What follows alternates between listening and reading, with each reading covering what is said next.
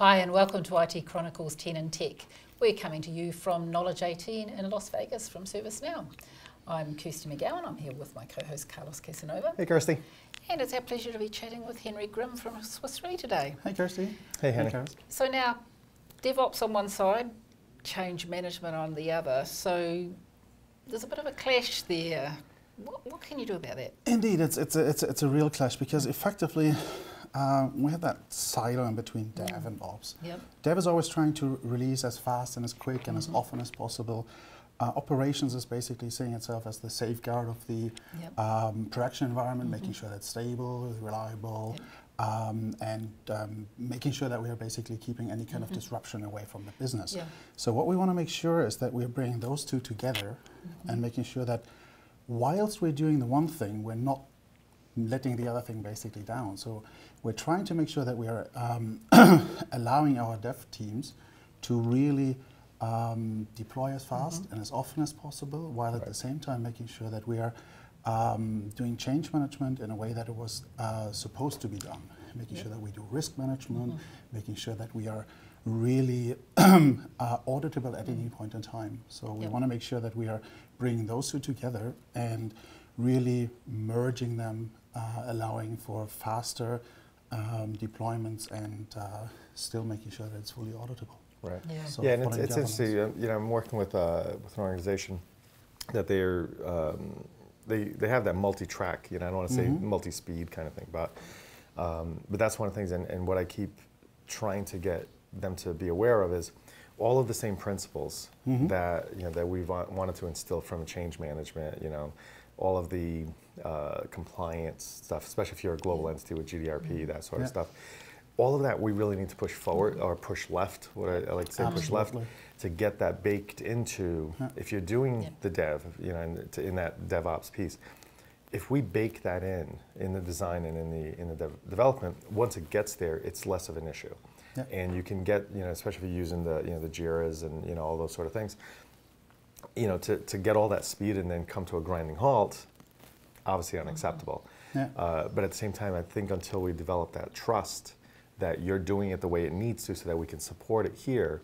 But I think that's what I'm experiencing. Is that what you're part of what you're seeing? It's a fantastic keyword because in the end, it's really all about trust. It's people are saying IT is technology business, and I think that's absolutely wrong. IT is people business, and you need to make sure that you can trust the people that you're working with. I mean, in the end, if anybody of the developers are actually wanting to do anything in the production environment, they can. But nobody wants that. Because they like their jobs. Yes. Well, that's so right. we want to make sure that we trust them. That we say we're all adults.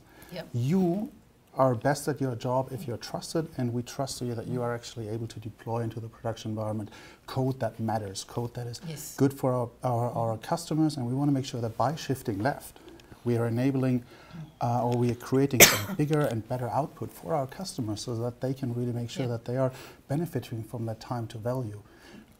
Right now, time to market is the biggest thing. I mean, in the reinsurance industry, the game is really changing. I mean, what used to be a yearly, maybe monthly update cycle is now really coming because we're going into more business to consumer markets.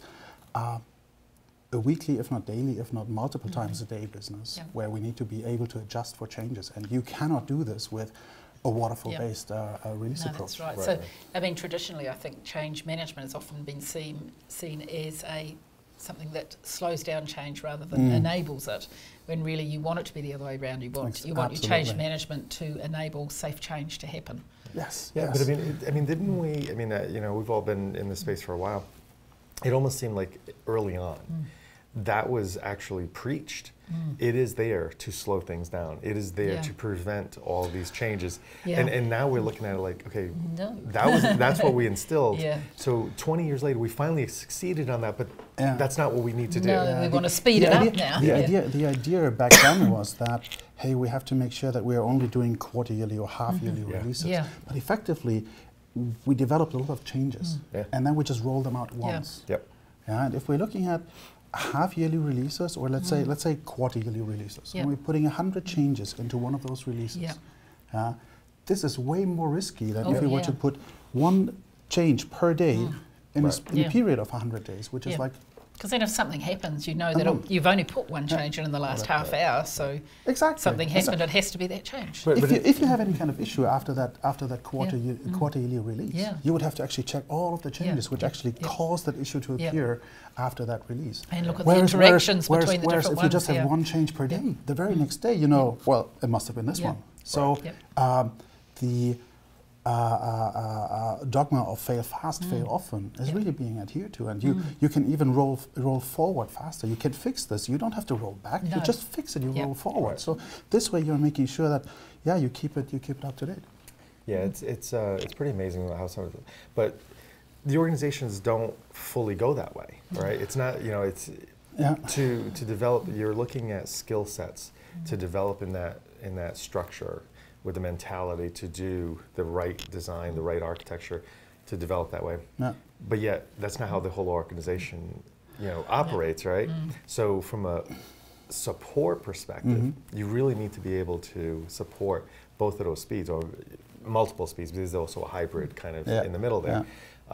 And that's got to be, you know, when you're on the change management side, how do you support this you know? Yeah, there is that notion of the bimodal IT. I think the bimodal IT is not really existing. I think it should be really just one.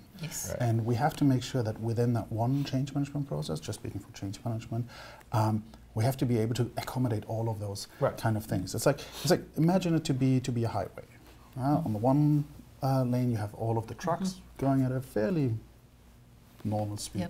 Then you have your regular cars going at a faster speed, and then you, I don't know, see this as the carpool lane where you have the DevOps train really going. Okay, this is fast. But in the end, I see change management as being that highway, that one size fits all, and we have to make sure that we are accommodating all of those.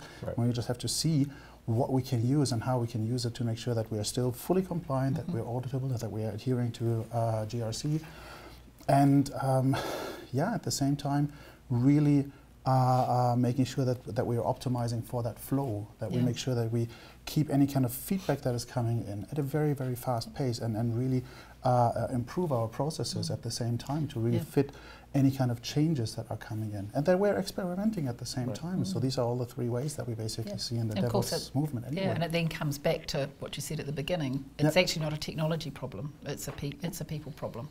Because doing this to your traditional service management professional or technologist in a company, this is scary stuff. I think a lot of times people are just hiding behind process because it's easy. It is easy. It's easy, and it's that little safety blanket. Yeah, exactly. And in the end, what we want to make sure is that we actually give the power back to the people to make sure that we create that fail-safe environment where we say experimentation is good, and you need to make sure that you push it out. That if we have an issue, it's fine the first time. Bad experience, and the second time that's a failure. We should avoid that second time failure. And as we were saying in the beginning, IT is really people business, and we need to make sure that we are communicating with people, that we're making them aware of what that is, how that works, and how they can benefit from it. And make them feel comfortable with this new world. Yes, absolutely. But again, it's like automation and technology is not our enemy. We should be able to embrace that and really then use this, and in order to bring that forward. In the end, we all have to serve our customers, and if we're not providing that service to them, they will go shopping somewhere else. Exactly. Absolutely. I guess on that sad note, we'll wrap up here and we'll go find someone else. I tried. That was great talking to you today. Great talking with you. Listen, all the best. Thank you both. Thank you.